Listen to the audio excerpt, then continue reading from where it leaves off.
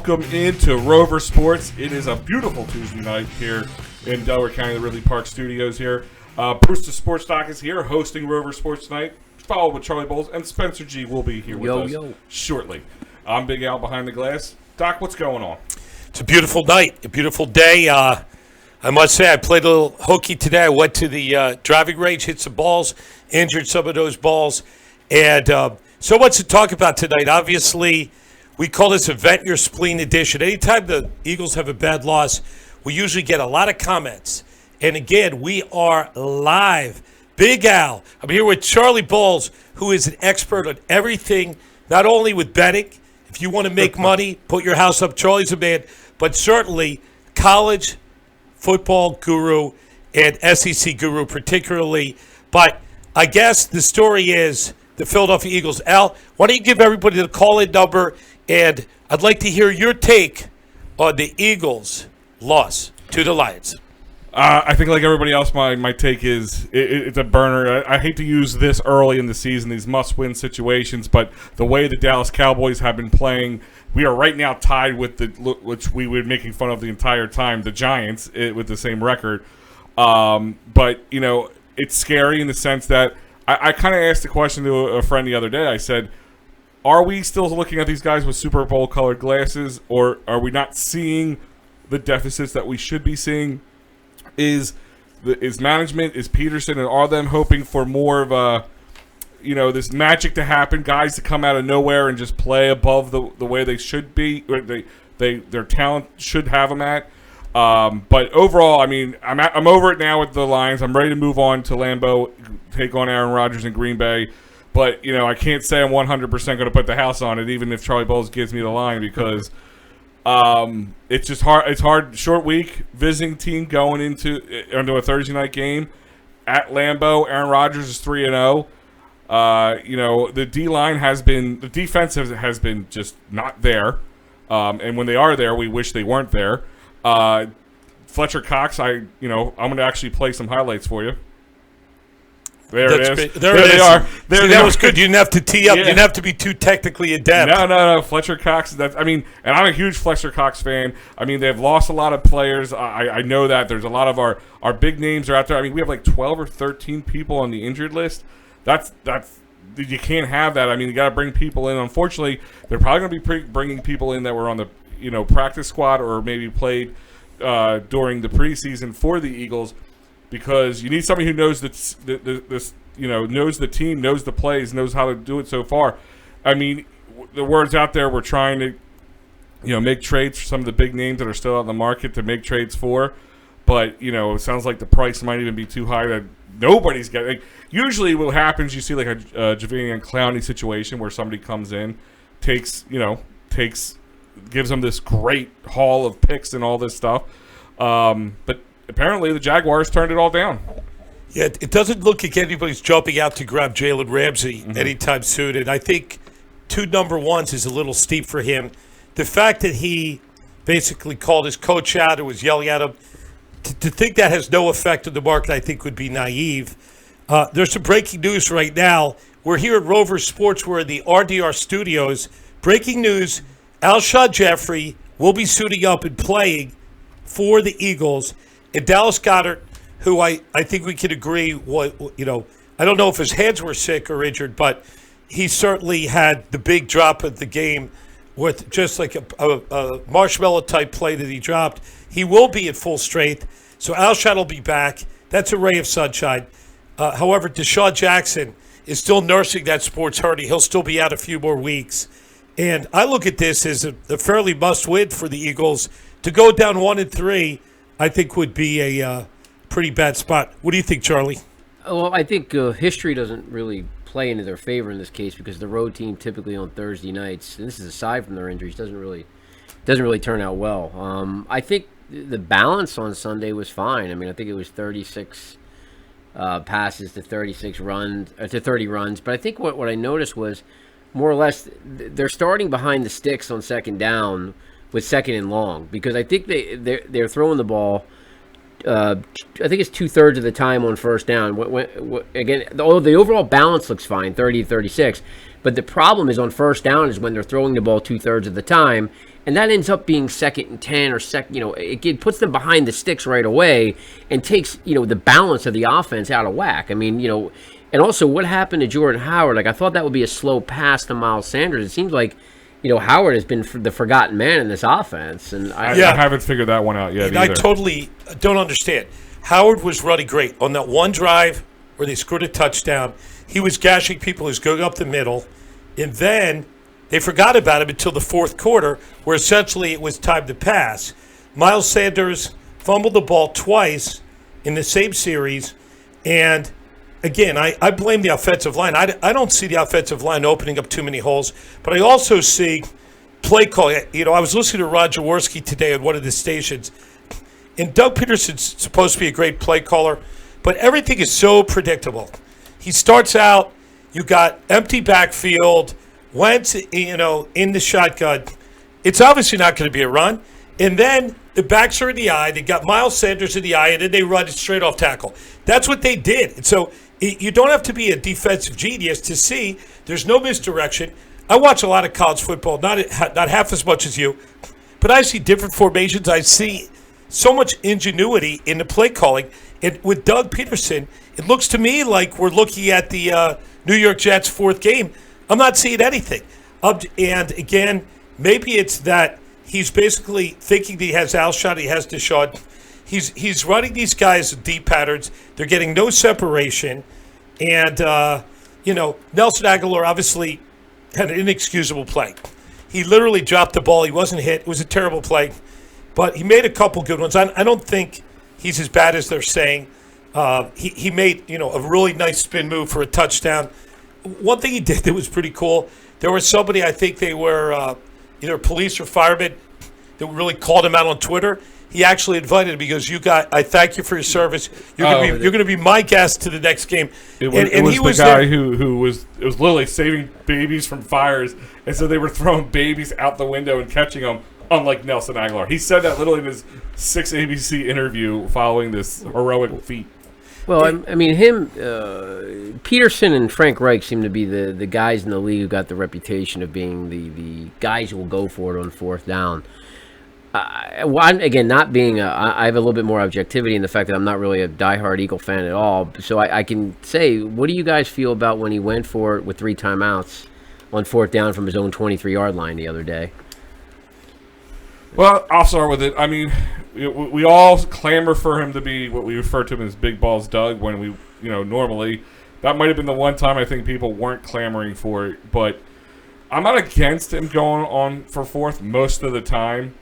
But it seems that, altogether, it seems that Doug and this coaching staff have pets. Like, Sanders is a pet. Sproles, I feel, is a pet, too. Like, they don't know how to let them go. I think actually now, in the beginning of the season, if you go back and check the record, I probably said I was okay bringing Darren Sproles in. It's just another veteran back that could help out the young guys and all this stuff. I'm honestly thinking it might be right now a hurtful thing because, I mean, listen, he got called for that offensive pass interference, which I think is the biggest load of BS that he was called for. Sproles being called for that, 125-pound guy pushing off somebody like 200 pounds, 250. It was just ridiculous they called that. Especially that time of the game, Yeah. I think they got to let him play. There's a certain thing like in hockey, the third period, let him play. You got a little guy. He certainly didn't hurt the guy. They were pushing each other. He was the one who just got a little separation. I think they should have kept the whistle silent there, personally. Also, my least favorite play in football is the illegal block in the back. Sure. So when Jenkins blocked the kick, and that really was a turning point in the game. If they wouldn't have called that stupid illegal block in the back, the Eagles would have had it on the 20-yard line. They would have had essentially a gimme field goal. We'd be talking overtime. And then also there were so many of those kind of turnaround plays. And I'm not like I hate going after refs, but this was just really a badly officiated game. I mean, the fact that they almost broke Sanders' neck. That was the worst face mask I've ever seen. And he anytime literally something reached that happens, gets called. Again, it wasn't right. In other words, it wasn't a classic case where he reaches in the front, but he reached over the guy's head. He twisted his helmet and he off pulled his head. the helmet off his head. When you saw it, listen, if that play was reviewable, which it wasn't, I think that was the loudest I heard the stadium was the boo after that. Well, honestly, that was bad. This whole thing was reviewing missed calls and missed interference calls. That's really hokey. I hope they eliminate that next year. Here's my thing: is if you're going to do that, they should be able to. Anything that egregious should be allowed to, like, that should be where they should be able to call this challenge play. Not like the one where the Falcons called it in the middle of it was like really in the middle, like the second quarter, towards the end of the second quarter. They during the Falcons game they called the challenge on it because they thought they had a missed pass interference. But yet I can't. But Doug Peterson can't throw a flag when he almost decapitate one of his players. That I haven't figured out yet. I don't know. In other words, I'm not sure that that's reviewable. A penalty like that isn't reviewable. I believe the interference that's the new rule is reviewable, and it's silly. I think that's silly. We were talking about. You were there for that when Spencer G's here. You saw that face mask where he ripped the helmet off. Yeah, that was. I know that you're a fairly neutral observer. Yeah, was that pretty blatant as a face mask? What do you think? I think it was, because the only reason I can make for the official is that maybe he thought that the hands got caught in the face mask, which sometimes happens, like he reaches and it gets caught in the face mask. But really, it was on a special teams play. It was a bad missed call. Didn't really impact the outcome of the game. It was just a 15-yard penalty. Refs are going to make mistakes. In the grand scheme of things, it didn't affect it that much, but there's no excuse for that official. Maybe the official was young. We don't really know the background on that case, but... Youth? Are you describing it to youth? There's no... I don't really think that there is an excuse for that egregious missed call, because usually in the NFL, even if a quarterback gets touched or anybody gets touched, there's so many block in the back penalties on every special teams play. There's no reason for it. The only reason I can think of is on Thursday night, there were a lot of penalties in the Jags-Titans game where Tom Brady tweeted at the NFL saying how embarrassing it was. So maybe these officials kept such a tight whistle. I can't think of any good reason, though, to answer your question. So you're telling me Tom Brady's the reason they didn't cut? I'm actually not. Well, I'm not making funny. It's not probably not too often. It's not that unreasonable. But he's the face of the NFL. And it wasn't just Tom. A lot of people are criticizing the officials for calling too many penalties. But there's really no good reason, though, to answer your question. Though it should have been a penalty. And honestly, no doubt about it. And here's my thing with the whole calling non-missed calls and all that stuff and whatever you want to call it. My stance on that is I honestly think now with the technology we have these days that an egregious call that's missed like that, like the one that happened in the Saints playoff games last year, all those different things, that should be just something that comes down from the booth or from New York or wherever it's coming from. And they should say, listen, this is egregious. This is what you call this for. That was blatantly missed. The guy almost got his head screwed right off his shoulders. We're going to step in, and that's when it's going to happen. Not something that you can call for some rinky-dink, because like Doc said earlier, sometimes, especially certain parts of the game, you're going to let some more things slide. Tight game, things are going to get a little chippy at the end, like the whole Darren Sproles push-off. Like that. That's not called 99% of the time. And that's and that's the other thing is things aren't swinging the Eagles' way in injuries. Like they got to make things happen, and it's those other things those are kind of things that deflate a team like that. Well, Al, the reason why I don't think that this penalty was reviewed is because the national telecast already went to a commercial, and this is a second quarter play, and it's a special teams play in a second quarter. It's not final 2 minutes of the game. I don't think a lot of people are complaining about this today because it's such a random, minuscule play in the game. It's not even just that. I think also a lot of it is based off the fact that there's so many other problems that the Eagles are having. Yeah.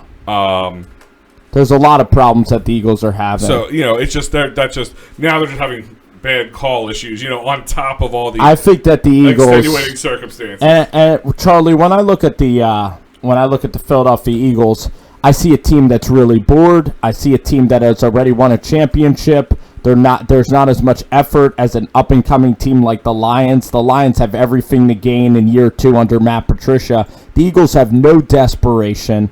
They already won their championship, their Super Bowl. There's a lot of the old players back, so they're really comfortable with their state in the NFL, like Brandon Graham. They're very complacent. Graham. I don't disagree with some of that. Carson Wentz. Howie Roseman with Fletcher Cox extension. You got a lot of people McLeod. It's the same group, and you're not bringing anybody different. Like you hear Steve Kerr.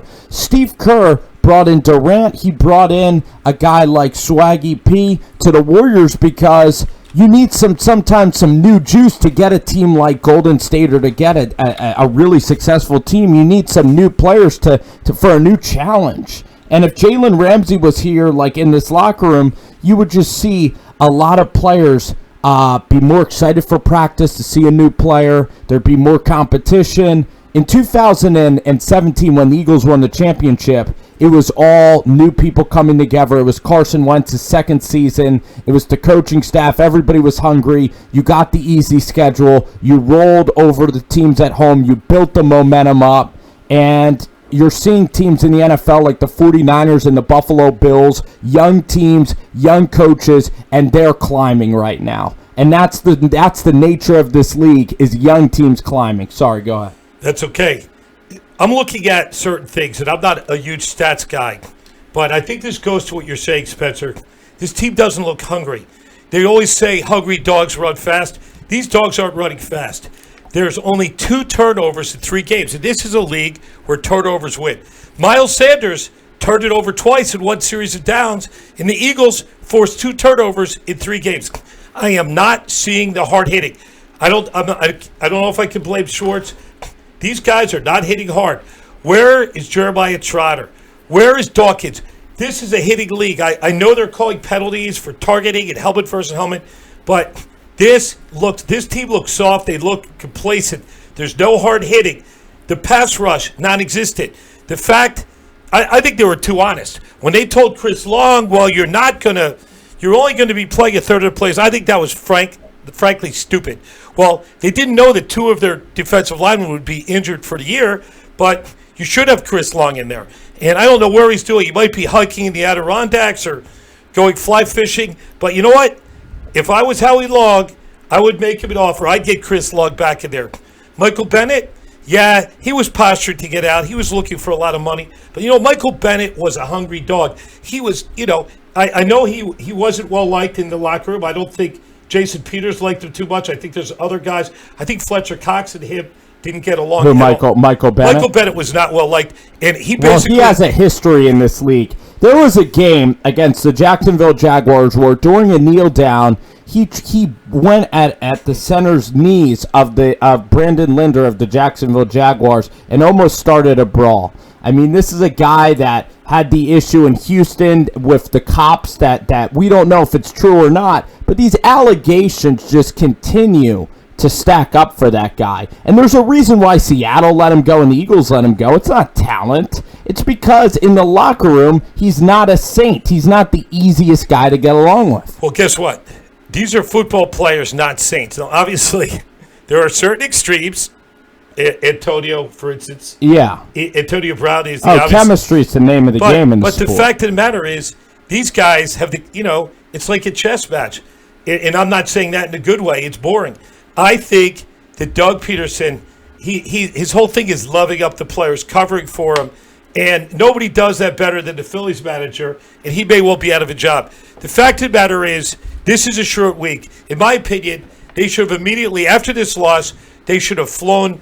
They should have taken that plane and flown to Green Bay, and they should have been watching films and doing two-a-days leading right up until the game Thursday night, because this is a desperation.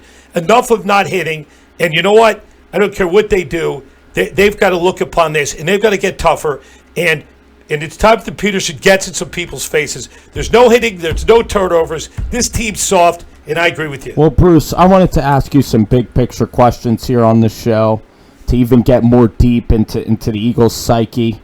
I look at Carson Wentz, and I was thinking about this today, and it's an annoying conversation because it's been brought up before. But for Carson Wentz, I think he is having some residual troubles with not playing in the playoffs that year against Atlanta and against Minnesota and having Nick Foles win that Super Bowl. It's the comparison of a miscarriage, or it's like your kid. Miscarriage. It's you know what it's like? I like that one. It is like that's very or how about this one? You have a baby, you look at the baby, and it's not your son. It's someone else. It's another dude's I hate sperm. That happens to me all the time. It's another dude's sperm. I hate to say this. And you know what happened to me? What? When the doctor handed me you, that's the first thing I thought. I know. That's Sorry, why you're. That's why you're the doctor, and that's why I'm sitting here doing this. That's why we're. That's why you're the successful doctor. That's why you're Mr. Lehigh and Mr. Medical College, and I'm here doing shows with you. But I love it. I love it. It's funny. But I really think for Carson Wentz, he's making $141 million, and this is a huge issue for Carson Wentz because right now, Dak Prescott. What's going on? No, here's the point. What's going on? When I say it, just means I want Al to say something. Al, we were talking about Wentz, and a lot of people are saying it's Wentz's fault. Spencer alluded to that there's something wrong with Wentz, something wrong with his psyche. You saw the game. How much blame do you place on Wentz for that loss?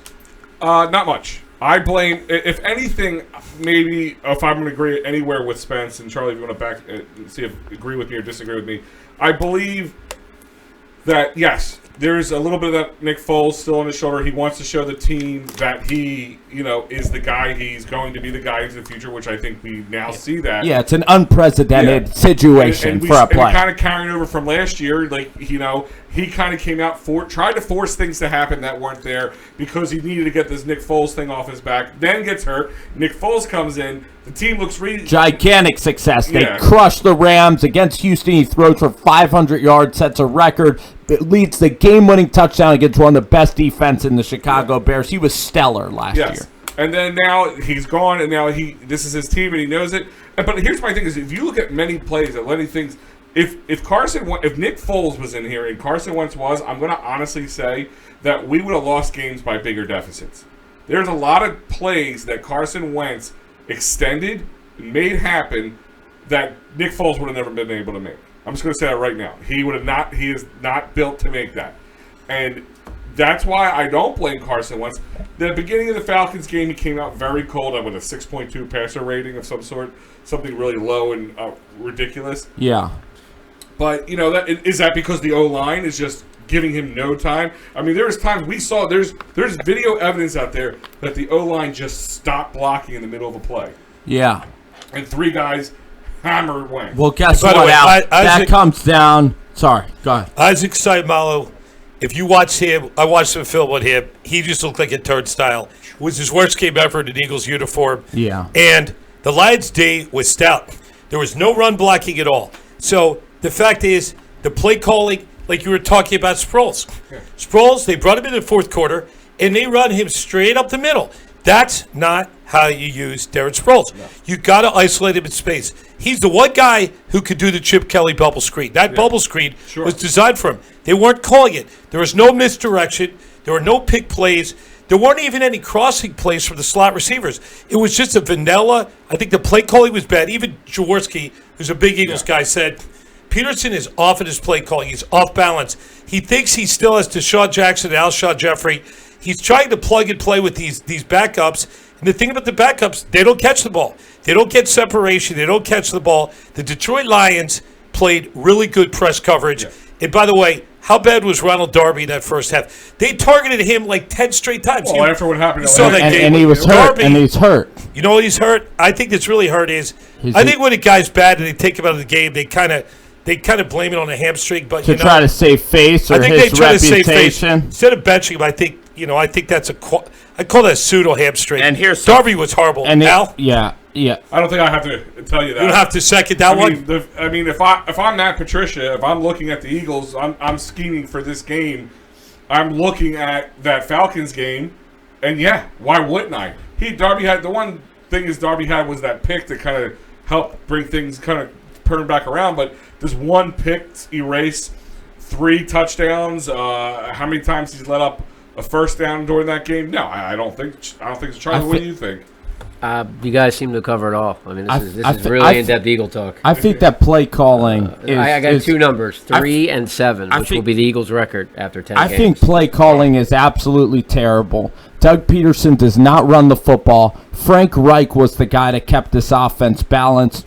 Jordan Howard and this Miles Sanders, these are D-level running backs, bottom of the barrel. Darren Sproles is over the hill. When you won in 2017, you had guys like Clement, you had Jay Ajayi who really looked good. And the point Where is Clement? Was Clement activated for the last game? I didn't even see it. The point is, you're throwing the ball double the times you're running the ball. And I think Doug Peterson, you look at Doug Peterson, is he the next Brian Billick? He won a Super Bowl, another Mike Tomlin. I mean, we'll have to see, because right now there's no balance in this offense, Al. They don't run the football. They're not physical. You're putting Carson Wentz in a position to fail. It's not like Prescott's better than Wentz, but Prescott has Ezekiel Elliott. He has Kellen Moore, which I know we could switch topics at some point. I think Kellen Moore's the next Bill Belichick. In 20 years, he's gonna dominate this NFL.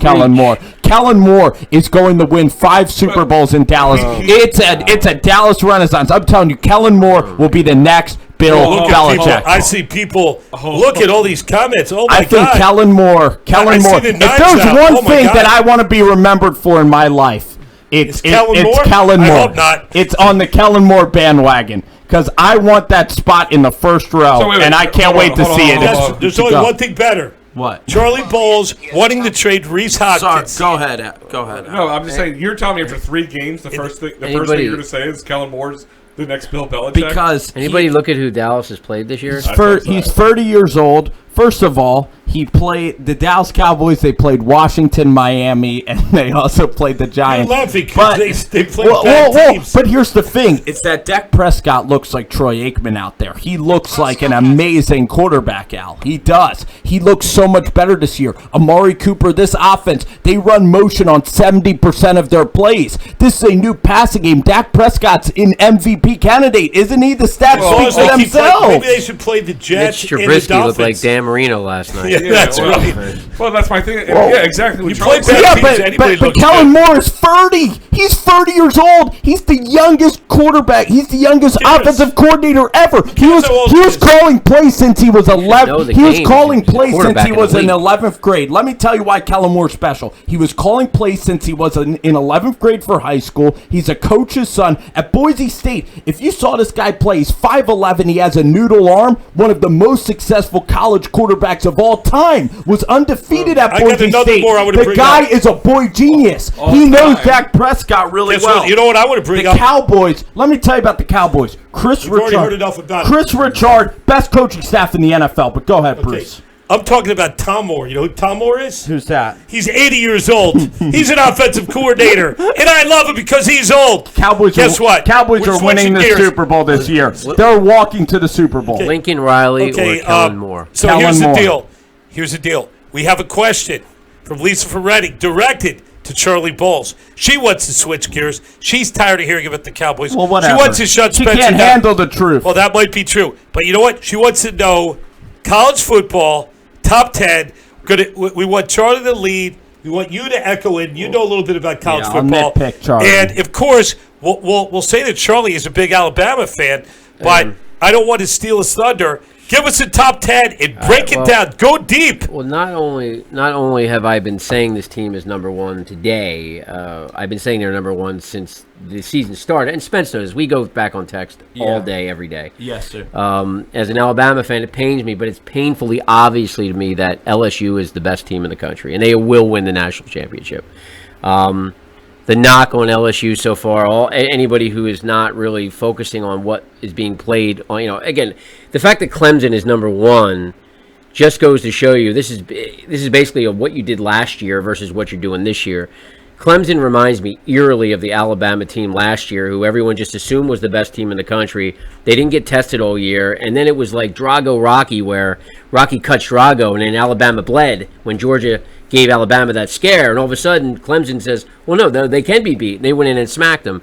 Clemson, in my opinion, is this year's Alabama. They're not the best team in the country. They're not going to win the national championship, but everyone still has them number one.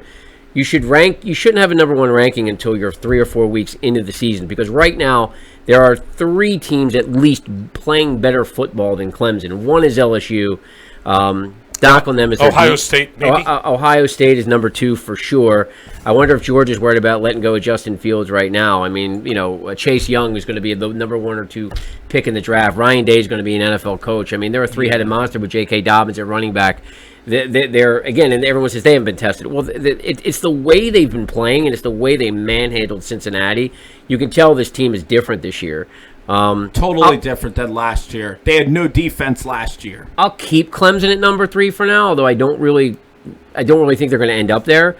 I think Alabama's number 4. They're very young, and every time I kind of write them off, it seems like they're growing up in front of my eyes. They have 2 of the fastest receivers in college football, who, by the way, are not even then they have the best receiver in college football. They have Ruggs and Waddle, who are the 2 fastest receivers in college football, and then they have Drudy, who is the actual best receiver in college football.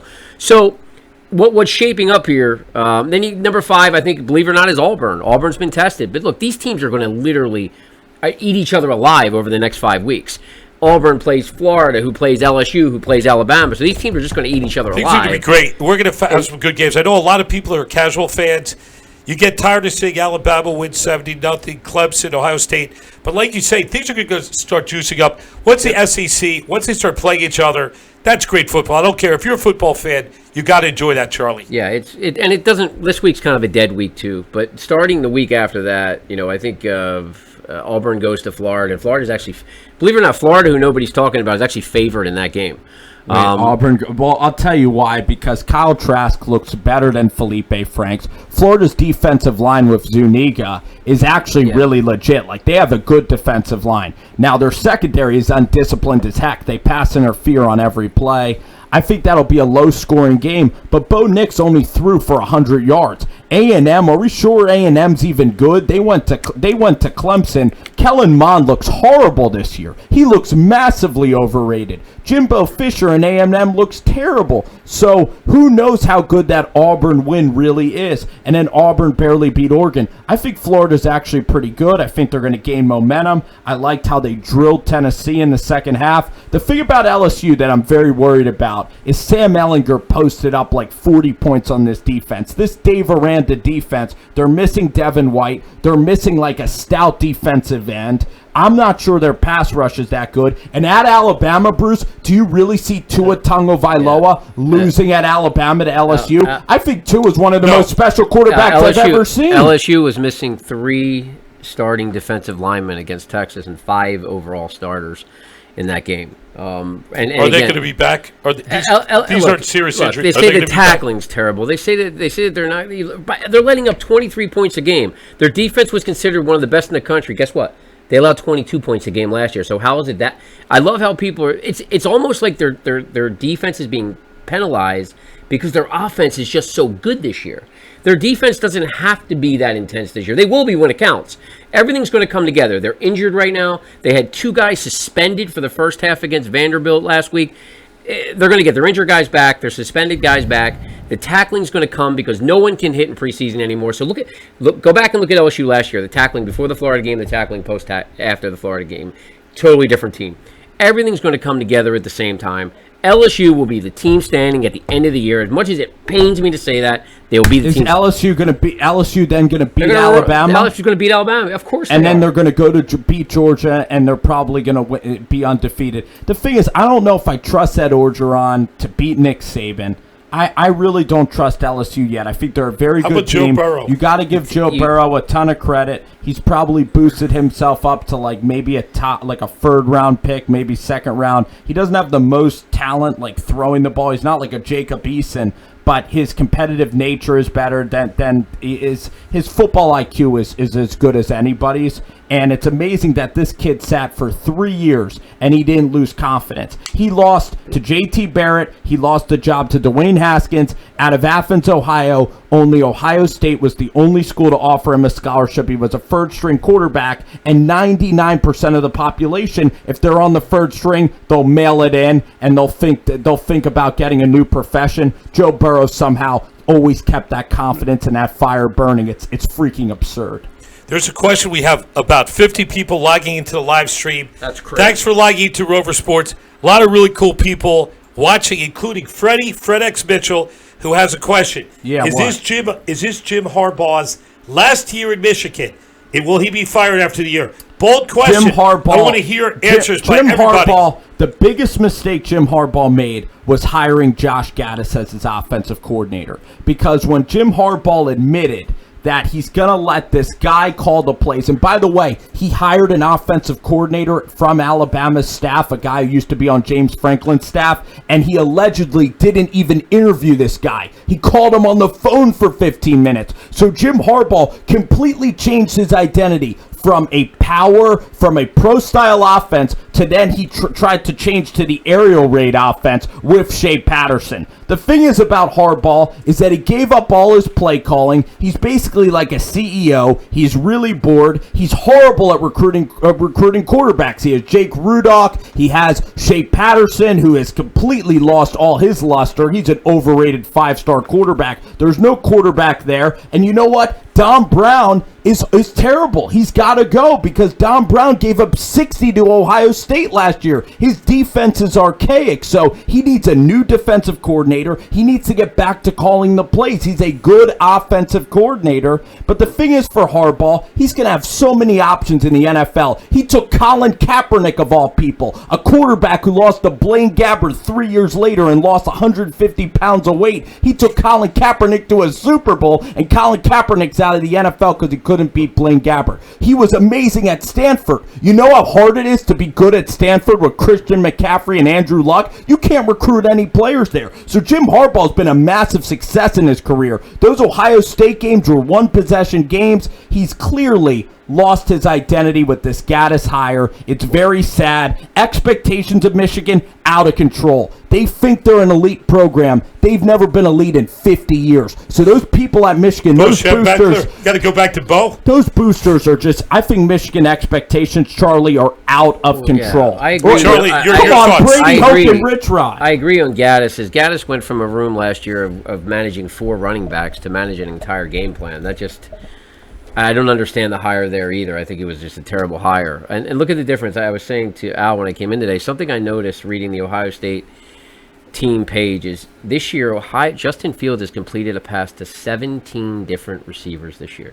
17. That's pretty crazy. 17. 17 even Different- to have different 17 guys have different catches. guys on the roster. Amazing. That's pretty amazing. I mean, Michigan goes 4 deep, maybe 5 deep. And Spence said it. They just don't. They're not an elite program. They're getting a one top 300 player every year, and the rest are the bottom of that 300 range. They're getting, they got Gary a couple of years ago, and they're getting the number 1 D tackle, number 1 offensive tackle. But overall, I mean, Harbaugh is going to be in the NFL in January, 100%. He's not going to get the first wave of jobs. He's going to get the second wave. He'll be in the NFL again. Look. I agree. He's just not. His head's not there anymore. He's never going to beat Ohio State, especially not this year. They're going to get rolled this year. I think, and then once he gets rolled again, I think that's it. I think he'll leave on his own terms, though. I don't think they'll fire him. Yeah, I think out of respect, they'll let him quit. I think that he will choose the NFL over this. Charlie, do you think he's a good football coach? Do you think he's a great coach? I think Where he's do a you very, stand? very good NFL coach. I think, look, as Nick Saban failed with the Dolphins, but I'll always stick up for Nick in the fact that he wanted Drew Brees, and when he didn't get Drew Brees, he basically said that's it. Like he if that story goes, he pushed Miami to trade for Drew Brees, and when they didn't do it, he said I'm done. And look, to make the transition, you can do any sport, college basketball to college. It's just a totally different animal, how you relate to the players. These players might not resonate to Jim Harbaugh. I mean, look, the best thing Harbaugh has done is take his team overseas every year. I mean, that's about it. He just doesn't seem like the kind of guy who is there to motivate kids. He's more of a CEO, head football coach kind of guy who gives the game plan, expects it. He's not a teacher. He gives the game plan, he expects it to be executed one way or the other.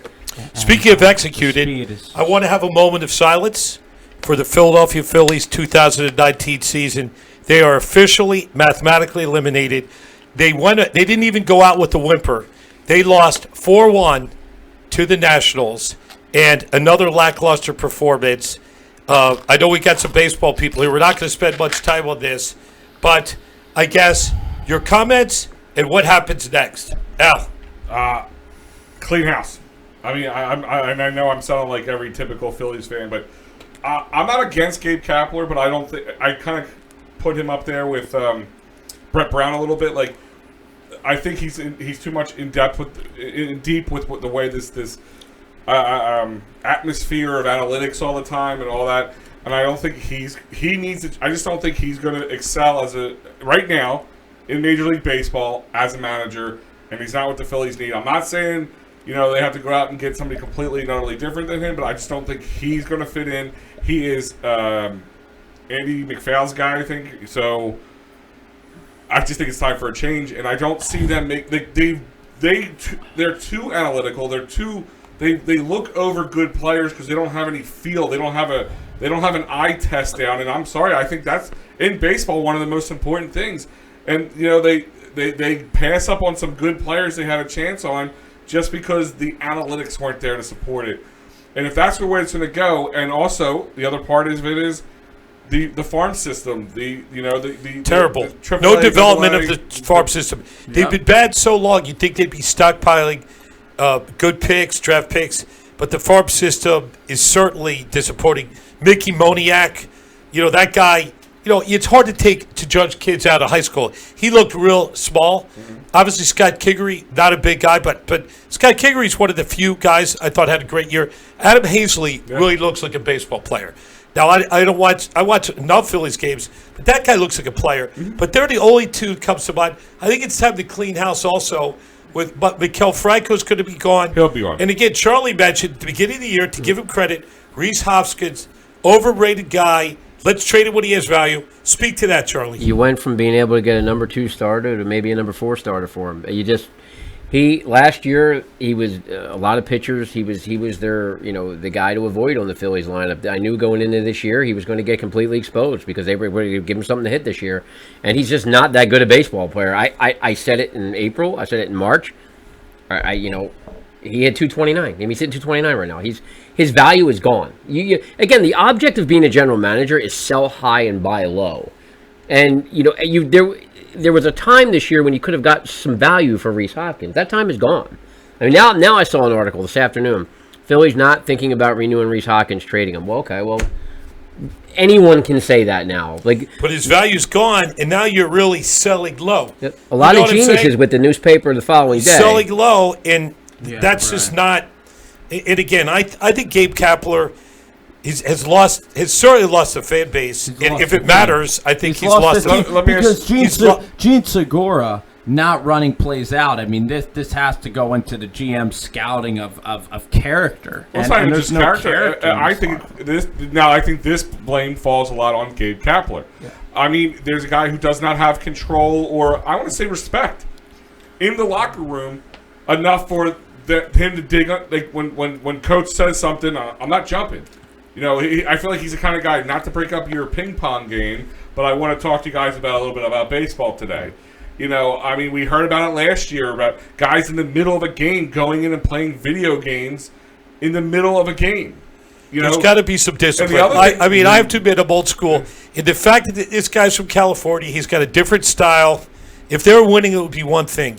But when they play terrible, when they don't run out balls, he's always puts on a happy face. We're here in Philly. Oh, did you it's hear annoying as hell. No, I actually didn't. I was actually working with you. I heard it on the there we go. Okay. Right, Kapler, man, he had one of his famous Kapler moves. He said that they had a fight in them. Maybe fighting them? They had fight. No fight. No, hold on. He was like a snake. He was like a mouse in the snake's belly. There was no fight in that cat. There was the exact words that they had to fight him. Maybe too much fight. Yeah. Maybe too much fight. Is that why they lost 4-1? Yeah. Is that why he read from Alto and won the most important game of the season? He said they maybe had too much fight. Mm-hmm. It's amazing, Gabe. If you had Gabe Kaplerisms, it would be really. It would be very comical, Charlie. No one's beating Houston, so I mean, no one's touching Houston. It's coach speak, but finding a manager in baseball, I mean, it's not that hard. Look at Charlie Manuel. He was 75. He won a world championship. you know, the more managers try to do, the more they mess it up. I mean, Joe Madden's made some perplexing moves this year. Well, and that's one of the guys that they And, apparently. They're talking about Joe Madden. How old was Aaron Boone when he got hired? Like 38 years old. He had no managerial experience. He's been one of the best managers in the sport. I think Madden Aaron might be coming Boone's to been Philly. amazing. You could hire Jimmy Rollins to be a manager. Let me ask you this, Spence. And Charlie. Just hire a former player. Okay, let me ask you this. It's not hard.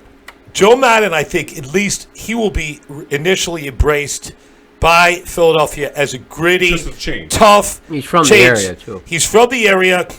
It's funny. He's 64. He looks a lot older. Seems like he's been around forever. Yeah. But Joe Madden is a starchy guy. He's a guy who tells you what's on his mind. He's very eccentric. I Does he think. buy into the analytical end of things? Because I think that you're makes it saying, difficult. well, Yes, he the does. question Well, is, will Epstein this definitely manager, does, so he must. are they going to fire this general manager, Clinton? Well, you look at what he did in They Tampa might. Bay. You don't think they You will? look at what Madden should. did in They Tampa. should, but I will. don't think so. I think they're gonna listen. I still haven't figured this out, and I feel like everybody's forgotten about this story, and maybe I'm making too much of a big deal about it. But we don't hear about their extensions until months into after it happened, months into the season when people are already talking about wanting them fired, and then oh, by the way, we did already give them extensions into whatever time. Like, it just seemed that's why I don't think they're going anywhere. I think they have John Middleton bamboozled into this analytical thing that there's no feel about baseball. I mean, here's another thing. Look at guys who have left. We couldn't wait for Santana to get out of here. I know I was one of them. Like, if they could trade him and unload that unwieldy contract, and they did, and I was really excited. I'm like, all right, look how he was in the All-Star game. He was the best hitter for the Indians, who are like 20 games over what we're at right now. I mean, like in the win column. How about Freddie Galvis? Freddie Would you Galvis. take him as a shortstop? I sure would. Yeah, J.P. Crawford. J.P. Crawford, yeah. There's another one. These are all guys. So that goes to show you about the coaches, not just Kapler, but everybody around him. Talent evaluation. Yeah, Talent evaluation. Here's all guys who have done extraordinarily better since they left the Phillies. And how many times in our lives, I'm 36 years growing up, that we always said, man, these guys look better once they leave Philly. And I'm not just talking about the Phillies, but I'm talking about other teams. Philly teams. We've seen Yeah. it so many times. Right, I'll go back to Sonny Jurgensen trading for Norm Snead. Okay, Yeah. that was a little bit of a mismatch for Yeah. him. Most of you guys are lucky never to have been alive to see Norm Snead. He used to throw a ball we used to call a lollipop, and it wasn't pretty. It looks like a lot of our callers, a lot of our people in our live stream, Stephen White, Christy Walt, Sean White, they all want to hear about our predictions for Eagles, Packers. And the question is, do the Eagles have a chance? Can we go Is around there the a league, way- though? Can we go around the league? We can eventually. Okay, good. Okay, you know what we're going to do? We'll do quick around the league. We'll keep people hanging. Yeah. We're on for about another 15 minutes. Or- We'll finish up or we could strong do- yeah. with Eagles, Packers. So let's go around the league. Let's pull out some Well, we games and could let's do bounce Eagles around. Packers first, and then I continue like to go it. I around like the around the league. league. I like around the league. All right, here we go. You ready? Here we go. thank- Let's go, Al. thank you, First Al. game, Washington and New York. Redskins versus Giants. I mean, You have some opinions on that one, it's Spence. funny. I'm not going to gloat about Daniel Jones, but you guys knew that I was as on board as anybody about Jones in terms of giving him a chance. And the Giants fans were despicably horrible towards this young kid. They booed him. They were absolutely classless. Turned me off like from the Donovan. fan base. It was absolutely an awful display. And then those same knuckleheads that booed Daniel Jones, that cursed violently just for a reaction. All these people on TV, on ESPN or YouTube, all they want is a reaction to pay the bills. They're paid actors that comment in the media. But here's the thing. And we are unpaid But actors. here's the thing about doing it wrong. Daniel Jones. In front of it. It was one game. God darn it. Those same people that were saying Daniel Jones is awful and that he doesn't deserve to be a first-round quarterback, now they're apologizing, or now they're just saying Jones is great. Now they're just fanboying. It's crazy how you can have it both ways in life. Point is, the Redskins are terrible. Case Keenum, Jay Gruden should have been fired a long time ago. They keep overpaying for guys. Like, you look at Josh Norman, what has he done? Josh Norman, Landon Collins, He got burnt last night. they're just putting money on fire. You think Landon Collins, Gabriel burned him for 2 of the 3 Norman touchdowns. or Landon Collins? Norman. And Norman, his head is not in football His anymore. head's not in anything. He's just collecting. So what's checks. what's your pick? Sorry, so I went on way too I don't have a long. line in front of me. I think it's 3. Giants by 3. I'll take the Giants 27-20. Both teams are terrible, but I'll take the Giants. I'm going to pick the Giants too. The Redskins aren't terrible. Yeah. The Giants have a little bit of a pulse. Skids don't. I take the Giants. Charlie? 2 words for you. Baker Mayfield. Be careful. It's a 1-game sample. This kid's got a long way to go both ways. Redskins outright. I'm not saying that it's Daniel Jones' fault. I'm just saying Redskins get the win this week. The Redskins are going to have to win a game. I kind of said that picking them over Chicago. I just thought maybe they'll upset They Chicago. have to win. They have to beat somebody. You have to beat some. I imagine. And, They're not Tampa Bay And will with John Case McKay. Keenum keep playing over the Ohio State kid this week? Until the bye. Yeah. Okay. I But think the so. Giants That's a are consensus. the Giants Agree with defense that. is absolutely I am awful. actually going to agree with Charlie and go with the Redskins on this one. Next game, the undefeated Chiefs versus the undefeated Lions, technically. Where's the game? Lions only 6. It's in Detroit. In Detroit. And how many are we giving those Lions? 6. That's it. 6. Interesting. Spencer, firstly. Chiefs absolutely roll the Lions. The Lions are a fraudulent team, okay? The Lions played the Arizona Cardinals. They couldn't even beat those guys. You saw how terrible the Chargers were against the Houston Texans. I know Charlie even bet that game. I'm taking the Chiefs all day long. Mahomes is the best quarterback, the most talented quarterback in NFL history, just by a talent standpoint. The Chiefs are going to roll Detroit. Matt Stafford's not that good. He won't be able to keep up with this Chiefs offense. Tyreek Hill, it doesn't even matter if he's there or not. I'm taking a divergent view. I believe every dog has its day, and to use the Owls of Fury method that you got to win. Yeah. I really believe that was a big victory for the Lions. Matthew Stafford looked good. I was impressed by their defense. I was impressed by their offensive line. I think that it's kind of a look past game. If I'm the Chiefs, I look past this game. And with the points, I'm going to take the Lions in this game. Charlie. Chiefs 34-21. Yeah, I'm going to go with the Chiefs. I'm not going to bet against them until I see them lose, unfortunately. Yeah. Next game, please. Next game brings you Titans to Atlanta. Wheel it around this way now. Okay, wheel it around, Charlie. Titans Atlanta, what's the spread? I think Titans 2. Titans outright. The Titans win this game in Atlanta? Titans win. Why do you outright. like It's Marcus actually, I'm sorry, Mariota? The line's up to 4. Isn't It's not Mariota as much. horrible? It's not as much as loving Mariota as much as I think Matt Ryan's days are done. I think he's a walking interception, and I Tennessee outright. Okay. I think I saw something I saw something in that Falcons team, and Tennessee is very mercurial, very up and down. I'm going with my gut. I'm going with Falcons in this game. They're not mercurial. They just are flat awful.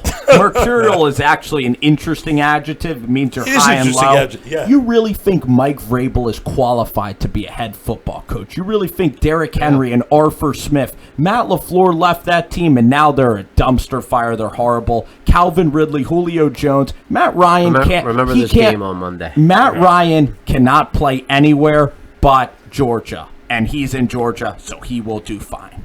Atlanta Atlanta with wins Charlie big. on this one. I think Atlanta is they want. Begging you to take Atlanta. Huh? They're begging you to take Atlanta. I'm just saying. I think Atlanta. I said this last week when I picked them up. They played the Colts last week, right? But aren't the And Colts pretty legit? Like, They're- pretty good coach? They're a good coach. They have a decent team. But Brissett isn't as bad. But I also think Tennessee thumped Cleveland, and the Rams had trouble with them. and I think Atlanta. I just think Atlanta isn't that good of a team anymore. I think they're just going to be in a weak division that makes them look better. And I just think and Titans have a sneaky good defense, so I'm going to go with the I Titans. can't wait. I can't All wait right, for this. so let's go for the next game. Browns in Baltimore. Spread? 6. I think it's 6. This guy knows it. Okay. Yeah, It's I'll 6, verify yeah. it. Yeah, it's 6. Go So 6 or 7. The Open to Browns 5, get 6, 7. they get points, Cleveland is right? a road Yes. dog, a live road A dog. live road dog. Live road Speaking dog. of being a live road dog, so what do you see? Baltimore all day. Yeah, look, everyone's going to be on Cleveland. Cleveland's America's team right now, and they're getting a touchdown at Baltimore. Baker Mayfield's due to bounce back. No, Baltimore double digits. I must say I've changed my opinion on Baltimore, and I've come around to be a Lamar Jackson fan. I believe that Baltimore at home does have a really good home crowd. I think Cleveland is still overrated, mercurial. They make a lot of mistakes. I think they've got Freddie Kitchens is one of the worst head coaches in the league. I think This one is going to the home team. This is going to the Ravens. That's my prediction. Spencer. The Ravens are just the best out of a batch of terrible AFC North teams. I don't believe in Lamar Jackson really at all. He's very erratic with his play. It's madness. It's like you're watching Mad Max. You don't know what Lamar Jackson's going to do next. He's kind of a walking turnover. He's played all right. Harbaugh has done an admirable job. I said Harbaugh would get fired. I think that Baker Mayfield is showing terrible tendencies, Al. If you watch that game, he's so quick to leave the pocket and go right. Well, it's like a broken... That's what hurt him at the end of the game. You ever play Madden with a broken controller and you just go to the sideline? That's what Baker Mayfield is like. He could have moved up in that pocket and thrown a much He's only better 6 ball. feet tall, though, and that's the problem. And here's the thing about Baker Mayfield. They're not America's team. I refuse for America to like a front-running team like Cleveland, and I am going to take the Ravens as well. I'm going to agree with you a little. I agree with you. I think Lamar Jackson is better than he was expected to be. I was much on the beating down Lamar Jackson, but I don't think he's as good as everybody thinks he is. I'm not buying. Don't buy it. He's been playing better offense than he should have been, but I think it's going to come to a time. But I also think Cleveland is not as good as they think they are. Continually, it's at home for the Baltimore Ravens. I'm taking the Ravens. One more thing about Lamar Jackson. You criticize Dak for playing the Redskins, the Dolphins, and the Giants. Lamar Jackson played the Dolphins, Arizona Cardinals, and the Kansas City defense. So he hasn't played nobody yet. He did okay. No, okay. Good. Kansas City defense, not that bad. No. It's bad. No. Next game. Raiders in Indy. Indy We'll minus start with 7. Doug. Okay, I'll start this one. Raiders and Indy. How many points does 7. 7 points. Okay, I'm very surprised by Indy. Much better than I thought they would be without Andrew Sounds Luck. a decent quarterback. And the quarterback looks decent. The Raiders, I think, are really the bottom has fallen out of that team, and therefore, I'm not unless they show me otherwise. I'm going to always bet against the Raiders, and I'm going to take the Colts at home. I think that's a very loyal fan base. They're going to come. They're going to support. They should bring Andrew Luck at halftime for redemption, so they could all cheer him as they should have, because they were just perplexed in that preseason game. Yeah. An emotional time. I think it's an emotional game. Talk about Luck. And I would bring Luck in. A whole podcast. And I see the Raiders as a battle weight team. Again, they're pretenders. They're charlatans. I think this is a heavy bet on the Colts at home. Give the points. Take the Colts. Charlie? I'm going to take the 7. I think Oakland coming off an embarrassing loss at Minnesota. I think they come back if they have any sense of professionalism after that beat down in Minnesota. This is going to be I'm not their sure week. they do. I think they keep it close. I have egg on my face because I believed in John Gruden and the Bill of Goods. I know that Al said that John Gruden was bad. John Gruden, we're gonna have to wait like 3 years to see. Like we're gonna have to wait until we're gonna have to wait until you. About his 5th year into his contract. I know that you have like a 15-year-old kid. We're gonna have to wait till he's out of college, go through 3 presidents before we find out if Gruden is good. Because this roster is terrible. Derek Carr is the next Blake Bortles. He won't be a starting quarterback anymore. I'm selling everything of the Raiders. I was completely wrong. They got embarrassed by the Vikings. They'll get embarrassed here. They're not home for another month. Oakland is just terrible. And I think this is an easy pick. I like the Colts. I think you got a little fool's gold week 1 for the Raiders. And I think it was the Antonio Brown game. That crowd was crazy. I'm telling you, they are in quiet tank mode. They are in tank mode. They don't want Derek Carr. Gruden's made that abundantly clear. But they're not going to be out-tank the Dolphins. But they can still get Herbert. They're still get a number 2. I think Bama would beat the Dolphins. I do really believe that. They line before. You don't think so? I'm going to give the Colts. I'm going to take the Colts on the points. You would take that bait, huh? So here you go. Next. Here's a good one. I'm going to start with you, Spence. I could do this all Undefeated Pats versus the undefeated Bills, which have been my little sleeper team. Where's the game being played? In Buffalo. Guess what? This one is going to be a great game. I'm going to be watching this. This is one of my locks of the week. Al, I agree with you. I said Josh Allen was good. I bought in this Bills team. Hear me out, guys. The Bills, to me, are the next Seattle.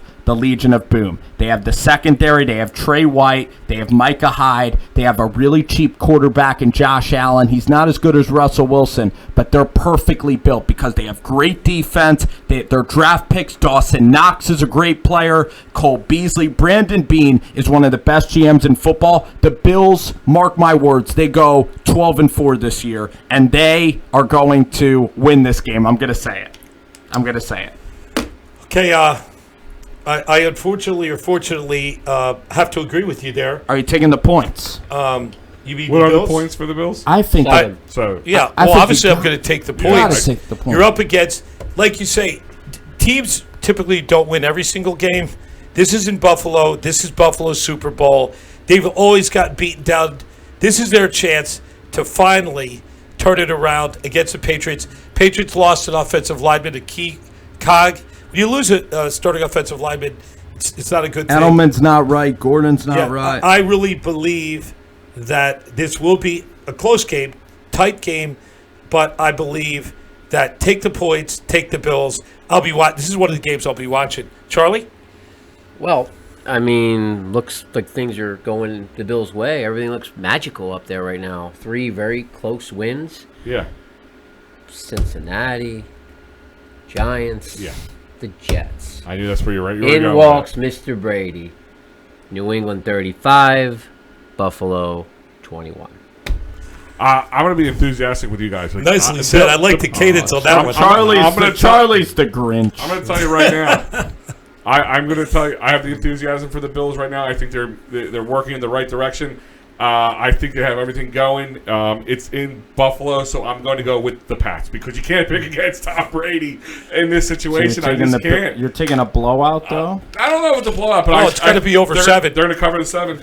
I think they're going to cover the 7. I think it's going to be kind of like what Charlie said. It's going to be a little bit of a bring you down to Chinatown situation, a little back to earth situation. No. I think this is if they're going to be 12-4, one of their 4s at least are going to be. I watched Buffalo try to give that game away to Cincinnati last Yeah, week. but guess man. what? They found a way to win. The Bills' defense is really good. Tom Here you Brady go. ain't Andy Dalton. Here you go. Here's your next one. I'll start with you, Charlie. Charlie. The Panthers in Houston against the Texans. I'll tell you what, Houston, how impressive were they last week, man? At San Diego. Give me Carolina plus the 4. Okay, you might have heard this. Change out. By the way, Cam Newton, Kyle Liz. I'm on board. Listen, I'm on board. breaking news. Liz Frank injury. All right, that's a bad Who? foot injury. Cam Newton, Liz Frank You injury. put a scarf around it, he'll be I fine. thought it was a Liz Frank wig he was wearing. Well, it might be, but That's actually that wasn't Elizabeth Taylor wig. when he Let's goes to be the clear bar. That's there. what he goes by, Liz Frank. Liz Frank injury, Drag and game. Exactly. I'm not taking the Panthers. We're taking the spread, by the way, right? Yeah. I'm taking Carolina with What's- the points. what's I the think points on Houston this by a again? field goal, 4.5. Guess what? I'm taking Houston this game. Guess what? Kyle Allen. There's no one at this desk that probably likes Kyle Allen more in his story. He's an undrafted kid. Remember, he was at A&M. He went to Houston, and then I thought he prematurely went to the NFL. It's a great moment, and that team. To Al's point, they like Kyle Allen more than Cam Newton because Cam's kind of about himself and doing all this crazy stuff. So it was very refreshing. Are you a Kyle With Allen that guy? being said, I like Kyle Allen, but I'm not going to go emotion quarterback here. in- I'm not going emotion. Ever. The Kyle Ever. Allen All time. bus comes crashing down, and Houston's legit. Their defense. When you go to Houston, you don't do well. Gardner Minshew, 12 points in Houston. Houston, big time. I'm going to take Houston on this one as All well. day. Carolina has nothing going for them except for McCaffrey, and it's just. And I think Houston will beat them up. And I think the point spreads. See in those their favor. casinos out there in Vegas? Yeah. They were built with that kind of money. Everyone jumping on one team. But I don't see anything about the Panthers that make me feel good. It being in Houston, taking the Texans. You know what? I'll start with you, Spence, on this one. Thank you. I don't think anybody really. I think we don't have any explanation. I believe we're going to be agreeing all the way around because I told you, all day, every day, pick against the Dolphins, Chargers in Miami. Go. What's the spread?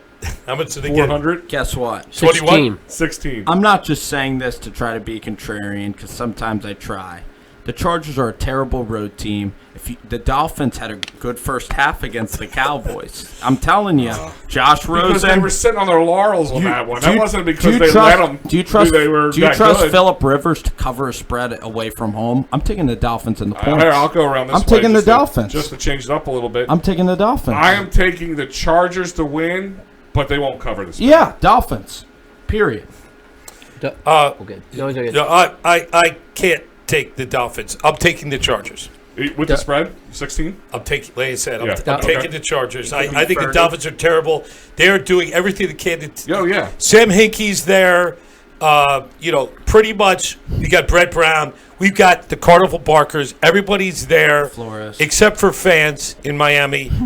Bet against the Dolphins until proven otherwise. That's this where I'm is headed. the worst game of the NFL Yeah, it's season. a tougher game than I thought because San Diego really had a bad loss at home last week. They're going to be angry, but then they're playing the early game on the East Coast, and like You're gonna be jet lagged a little bit. I see this more of like a 27-3, but San Diego covers. I just can't.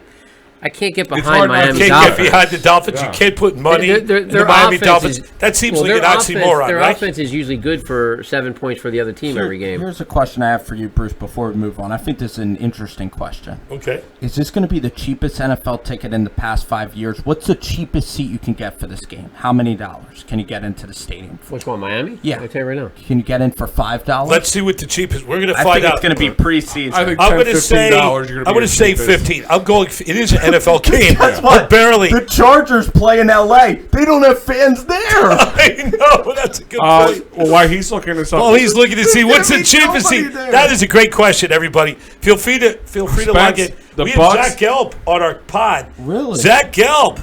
Nice to Zach see him. Gelb. We've had Freddie Mitchell, CBS Zach Gelb. Sports. Oh, a lot of good people Gelb on this himself. pod. Ray Koob. Ray Yeah, Koob, that's pretty cool. Ray isn't it? Koob. Love Ray Blast from Koob. the past. Spence, Bucks in LA versus the Rams. Yeah. Bucks let one Bruce get away. Arian is he gonna put up a fight Bucks against? in L.A. against the Rams. That's a weird game. What do you think? I Spencer? saw A the weird game? spread was very big for the LA Rams. I think the Rams, it's like 10 points. I think that the 17. Rams, $17? Yep. So the lowest, I think I win. If there's jelly beans, Yeah. I guess $15, the lowest price seat. $17. For StubHub, I thought he was saying to see 17 was the spread for the 17, Bucks and 17. I guess the lowest price goes by the spread. That's Yeah. what it is. Well, you know what? You could go, if any of you guys are in Miami, don't go to the beach, don't have fun.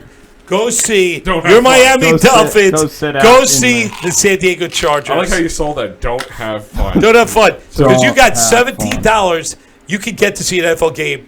Will that What's be the one of the spread lowest on of the year? the Tampa Bay? 9. It's 9 or 9. 10. It's up to 10 now. Okay. Actually. Okay, it's Tampa Bay Rams. I'm taking the Rams all day long here with this pick. You have Jameis Winston against Aaron Donald. Jameis is going to throw a ton of picks. That game was there for Tampa last week. There's going to be some residual effects, PTSD from the Matt Gay missed kick. So I'm going Rams all day long. The Rams look bad against the Browns. Their offense, Jared Browns Goff's has going to good finally defense. do well. I Jared think Goff the will play NFL well. is just a schizophrenic league.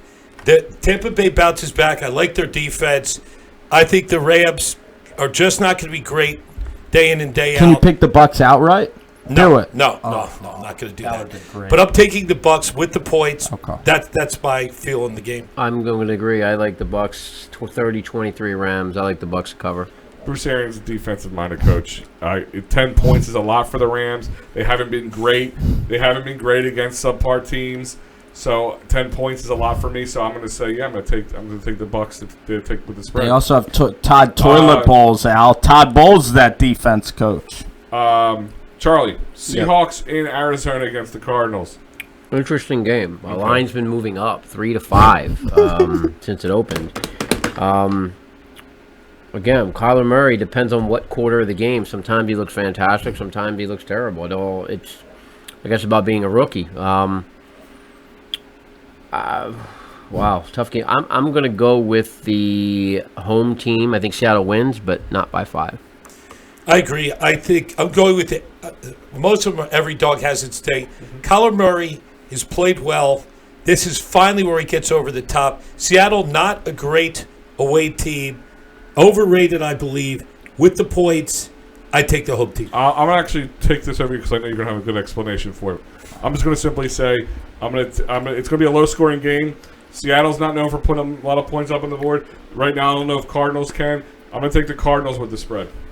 I'm going to take Seattle. I'll be the one guy taking Seattle. I saw Kyler Murray. He plays really scared in the pocket.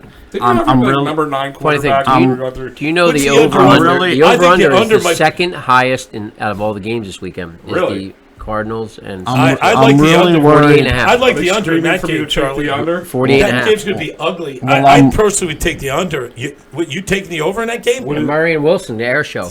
I'm worried about Air show. Kyler You're Murray. going to see letting the air out of the tire show. I think that Kyler Murray is not going to do well. I think the Seahawks are going to roll in the game. I just don't like what I see from him. He plays too scared. All right, next game. It's divisional game. The Kirk Cousins Vikings Good versus the Chicago Bears. Is it in the midway? Where is it? It is Yes, in it's Chicago. Chicago is, we'll call it 2.5 to make it The interesting. Bears. This Go might ahead, be a Charlie, fun start it game. off. This might be a good game to actually watch. I hate to I am say. not a big fan of Kirk Cousins, but I do like how Minnesota has played this year. He'll do well at the beginning of the season. Does the Chicago Semo. team from yesterday show up, or the first couple games, Mitch Trubisky from the first couple games? I think too much firepower for Minnesota. I'll give Minnesota the win on the road. I agree. I think it's fool's gold. I think they had Taylor Gabriel. You'll never see him. He's not Jerry Rice, although, interestingly, he tied the record by Jerry Rice. 3 touchdowns and a half. Only person who's ever done that on Monday Night Football is Jerry Rice. They had their day on Monday Night Football. They're due for a letdown. Vikings are too good. I'm taking the Vikings. The play here, I think, even though this under is 38, this is going to be a really low-scoring game between two great defenses and two quarterbacks that are not very good. I think Minnesota is a wild card team this year with the Packers. Both the Pack and the Vikings get into the playoffs. The Vikings are legit this year. I like Minnesota as well on the road. I'm going to take Minnesota a little revenge from last year, keeping them out of the playoffs. On top of the fact that I think Chicago is my team that has taken a step back, and so far they've shown that. They've only played really well against the Redskins, which isn't really making me feel good. On 2.5 points, taking the Vikes. So Jags in Denver. I'll take this one real quick. This is my lock of the week. Uh-oh. The spread here is 3 points. The spread should be 13 points. This Denver team, you talk about teams like the Lions and you say they're overrated. You look at their record, it's not that good. You look at Denver's record, 0-3, and Denver, opening night, they had to go to the Antonio Brown game, and Monday night, the last game where the Coliseum, nobody was sober in that whole place. It was a place where nobody could have won a game there, okay? Then the Denver Broncos lost on a fluke play to a good Bears team. Heartbreaking loss at home to the Bears, who are pretty good. They went to Lambeau Field and played the Packers. So they've played really good opponents this year. They're much better than an 0-3 team. Gardner Minshew, a rookie quarterback, he's getting a lot of publicity. He's going to Denver? That's not going to happen. Denver is absolutely going to murder the Jaguars this week. I agree. That's my lock of the week. I think the Jags are terrible. And it's only 3. A lot of people who bet are not all that smart. And I believe that the Jags are not a good team. And I believe Denver, at home at Mile High, will roll. My lock of the week. Jacksonville outright. Oh, back. Charlie, the contrarian has returned. Jacksonville's back. Oh, my God. Jacksonville's back. So Flacco loses to the Jags? Flacco will be out with his 4-point cane. I'm not a Flacco guy. They'll probably be doing surgery at halftime on him. I think Locke the will Jags come have a into the good game. have a good defense. I think Denver has a good defense.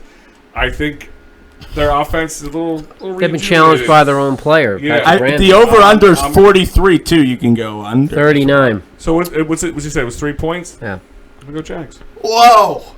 Interesting. Unbelievable. Why don't you trust Denver?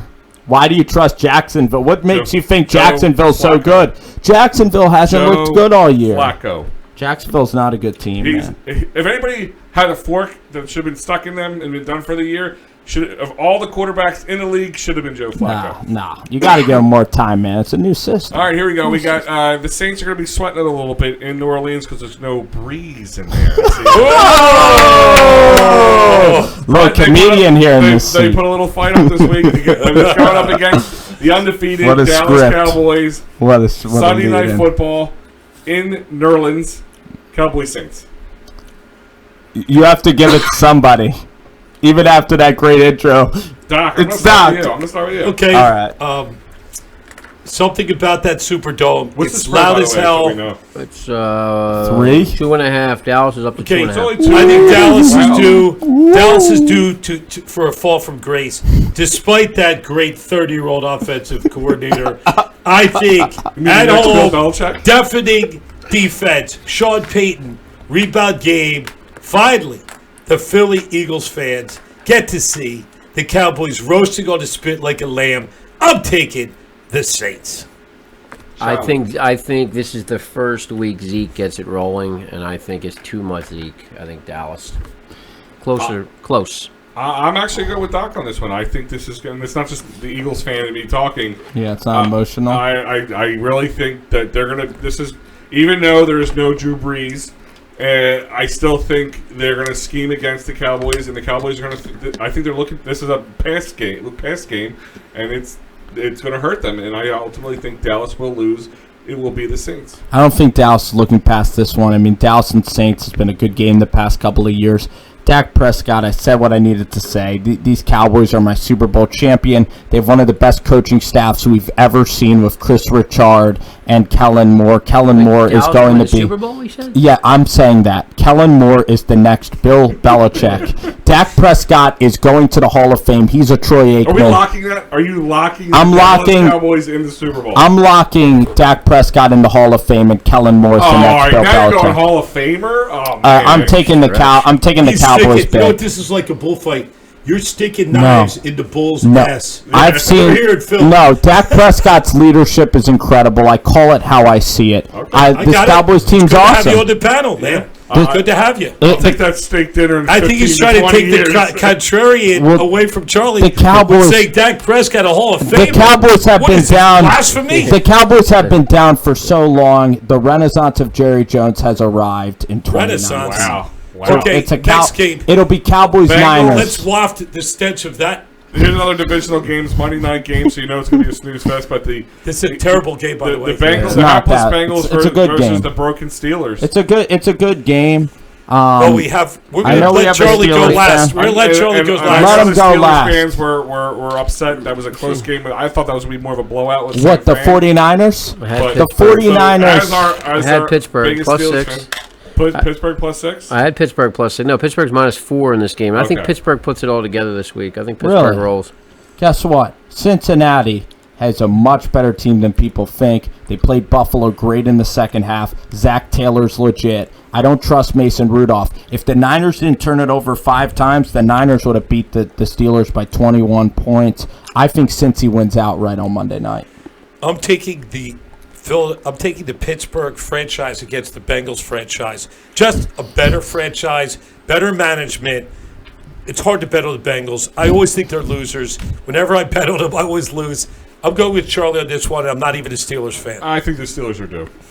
I just To think win? the Steelers are due for a win. So I'm gonna take the Steelers on this one. Really? I think the Bengals are good this year. What shows you that? Bengals are good. Because that sounds like an oxymoron. because listen to their schedule. They lost to Seattle by 1 point. Okay. They played the Seattle's 49ers. So do the Steelers. You know their combined record of their opponents? The combined record of their opponents is 8-1. Bills 3-0, Seattle has 2 Niners losses. 3-0. They have the hardest schedule in the NFL. 8-1 combined opponent schedule. So Zach Taylor's a legit coach, and the Bengals are really coming into their own. They're going to beat the Steelers too. They're going to compete late in the AFC North. All right, next game. Taylor's legit. That's Oh, it. it's down Now to the we're Eagles going to game? the Packers and the Now Eagles. we're going to the Yeah. Packers, Before we end Eagles. this off, yeah. We will take the national celebrities first. We'll start with Charlie. Well, as I said, the road team on Thursday night typically has not fared well, coupled with the injuries. I mean, this is a no-brainer. Green Bay rolls Philly. I like Spencer? Green Bay big as well. I like LaFleur. Doug Peterson and this Eagles team is not going anywhere, especially with, I'm not even going to say the Cowboys, but I just don't think this Eagles team is really going anywhere this year, and this is a horrible spot for them. They're sleepwalking into this game, and they're pretty much, you know who the Eagles are like? They're like that fighter that's about to get knocked out, and Aaron Rodgers and the Pack are going to knock them out. I'm sorry to say My opinion, the Eagles are like that fighter named Rocky. The Eagles, when you count them down, when you think they're down, Doug Peterson, throughout his coaching career, has showed resiliency. Alshon Jeffrey is back. Dallas Goedert's back. They're going to revamp this offense. They're going to run Jordan Howard. They are going to, I think they're going to put a pass rush on Aaron Rodgers. And I just think this is the one. You can't explain why, but I believe the Eagles will be 2-2 after this game. They're going to retain their chance, not of necessarily taking over from the Cowboys, because Cowboys, I think, will win the division, but they will retain their hopes of playoffs. I see this, certainly with the points. I'm taking the Eagles. I'm only saying this because it seems to always happen opposite of what I picked. I'm picking Green Bay, so the Eagles will win. Thank you very much. You're welcome. That's the only reason I'm picking Green Bay is because I have to go opposite. I want to thank everybody for logging into Rover Sports. Again, tomorrow night we're going to be on ESPN, 6:10 a.m. from 7 to 8 with the other crazy guys. I want to thank Charlie Bowles, Al Zafiri, Spencer G. I'm Sports Doc. We're out. Good night and good sports.